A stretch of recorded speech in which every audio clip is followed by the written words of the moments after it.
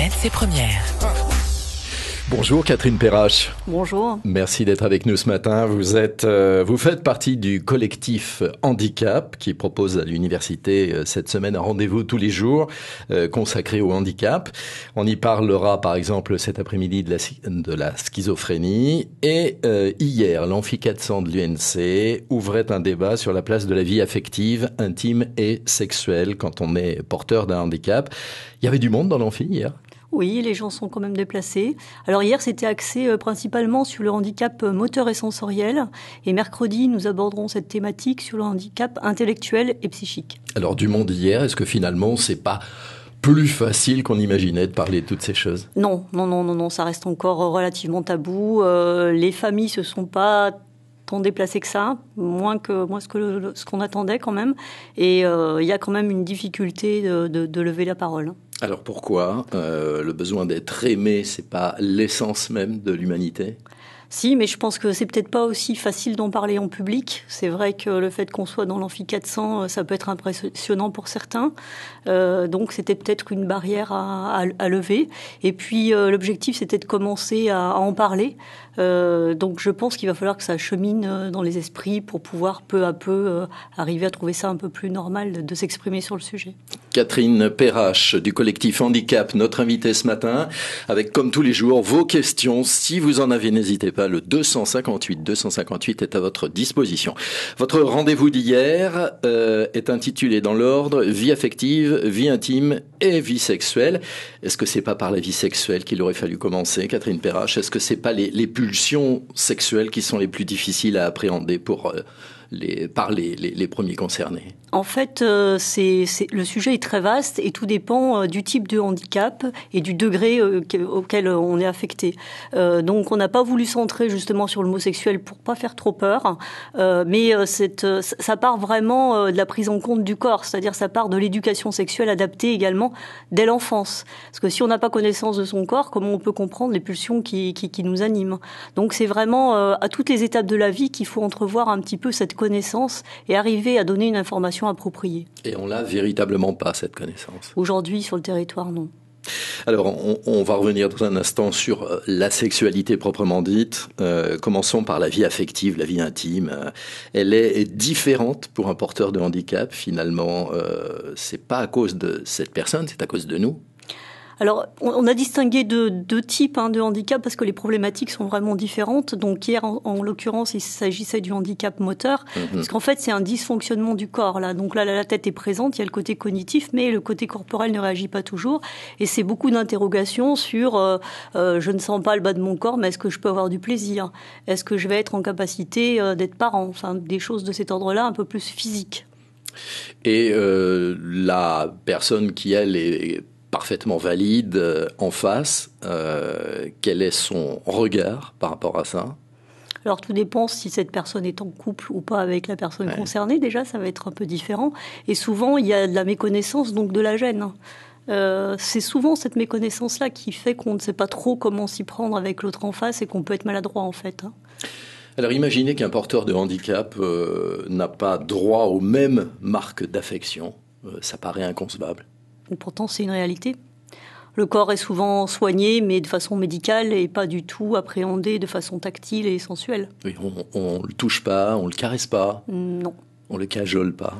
Non. C'est toujours, il y a toujours encore cette gêne et souvent donc dans les cas difficiles de polyhandicap par exemple, le corps est simplement transporté, lavé de façon pas forcément agréable, etc. Donc il y a tout ce côté vraiment qui touche l'affect et l'intime qui n'est pas du tout pris en compte souvent.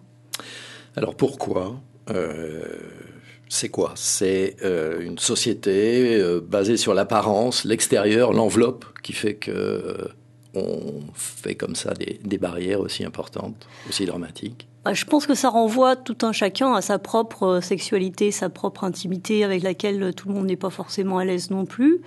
et le regard de l'autre, enfin pas mal de choses qui fait que même au niveau des professionnels, ils ont besoin de connaître les bonnes pratiques, jusqu'où on peut aller, qu'est-ce qui est bien, qu'est-ce qui est préconisé. Donc c'est pour ça que c'est important de pouvoir dialoguer avec des professionnels expérimentés pour avoir leurs conseils, et puis qu'on ne parte pas des a priori qu'on a dans la tête, mais qu'on essaye bien de se mettre au niveau où en est la personne, essayer de comprendre ce qu'elle attend.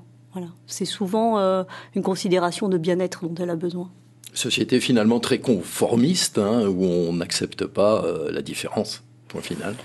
Oh, je dirais pas que c'est aussi difficile que ça. Je dirais que c'est souvent une méconnaissance et puis oui, une méconnaissance, pas savoir trop comment s'y prendre. Du coup, on fait pas ou on fait pas forcément correctement.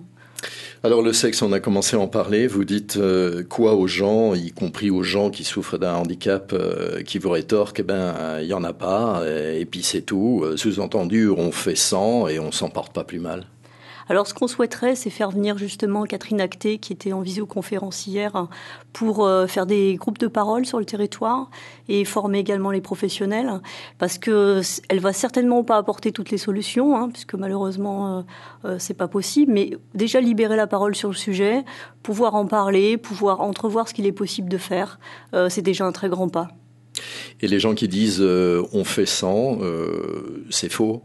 C'est un besoin primaire, non la sexualité, pour tout homme sur cette planète. Tout dépend où on en est et quel type de handicap on a. Il y en a qui n'ont pas besoin d'aller jusqu'à ce qu'on peut mettre derrière le mot sexualité. Mais on a tous besoin d'une relation affective, j'ai envie de dire, du regard de l'autre. Donc il ne faut pas non plus transposer ses propres fantasmes pour l'autre. Donc suivant là où en est la personne, il y a des besoins. Et il faut bien être à son écoute pour essayer d'apporter ce qu'elle souhaite, dans la mesure du possible, bien évidemment. Est-ce qu'on ne souffre pas aussi du fait que nos sociétés parlent de plus en plus de sexualité et ça véhicule aussi une espèce d'injonction. Il faut avoir une sexualité épanouie. C'est devenu un diktat. Oui, et puis la mode, la diffusion des films pornographiques perturbe beaucoup les schémas normaux en fait. Donc on a une vision du corps déjà qui est aseptisée, édulcorée, qui correspond pas du tout au corps d'une personne qui est touchée physiquement. Et puis on parle plus vraiment d'amour, on parle de sexe. Donc effectivement ça perturbe beaucoup l'idée qu'on peut se faire de ce qu'est l'amour de façon normale, je dirais. Alors, il y a 3 mois, sortait un film, Indésirable, un long métrage de Philippe Barassa, sur justement l'accompagnement sexuel des personnes handicapées. Vous l'avez vu, vous le conseillez ? Oui. Oui, c'est toujours intéressant à voir ce genre de film. Après, effectivement, sur le territoire, on est loin d'être jusqu'ici, mais ça permet de prendre en compte, de se rendre compte que les personnes handicapées sont avant tout des êtres humains sexués, avant tout des hommes et des femmes, avec des besoins comme vous et moi. L'accompagnement sexuel, l'assistance sexuelle, c'est pas la solution finalement pour ces gens ?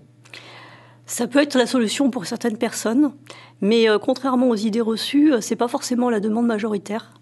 Je crois que les gens ont vraiment besoin d'être considérés, d'avoir une relation amoureuse, j'ai envie de dire, avant qu'elle soit même sexuelle. C'est ce qui ressort apparemment de l'expérience notamment de Catherine Acté. Et qu'elle redira donc, qu'elle a dit hier, j'imagine, en visioconférence, qu'elle redira demain. Tout à fait.